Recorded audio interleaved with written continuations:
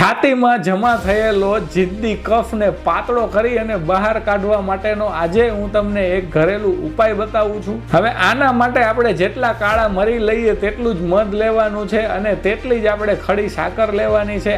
આ ત્રણેય વસ્તુને આપણે ખાંડી પીસી અને પછી મિક્સ કરી અને ચટણી જેવું બનાવી લેવાનું છે। હવે આ ચટણીને આપણે દિવસમાં 3 થી 4 વખત અડધી ચમચી આપણે ચાટી જવાની છે। ઉપર પાણી પીવાનું નથી અને આ આપણે જમ્યા પહેલા લેવાની છે।